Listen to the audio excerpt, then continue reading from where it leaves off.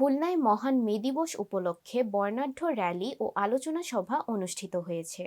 খুলনা জেলা প্রশাসন ও বিভাগীয় শ্রম দপ্তরের যৌথ আয়োজনে বর্ণাঢ্য র্যালি আলোচনা সভা অনুষ্ঠিত হয়। সকালে একটি বর্ণাঢ্য র্যালি মহানগরীর রেলওয়ে স্টেশন থেকে শুরু হয়ে জেলা শিল্পকলা একাডেমি পর্যন্ত গিয়ে শেষ হয়। পরে খুলনা জেলা শিল্পকলা একাডেমি অডিটোরিয়ামে আলোচনা সভা অনুষ্ঠিত হয়। এ সময় উপস্থিত ছিলেন খুলনা সিটি কর্পোরেশনের মেয়র তালুকদার আব্দুল খালেক, খুলনা ৩ আসনের সংসদ সদস্য এস.এম. কামাল হোসেন, খুলনার বিভাগীয় commissioner Mohammad Helal Mahmud Sharif, metropolitan police commissioner Mohammad Mozammel Haque, range DIG Mainul Haque ও জেলা প্রশাসক খন্দকার ইয়াসির আইফিন সহ আরও অনেকে।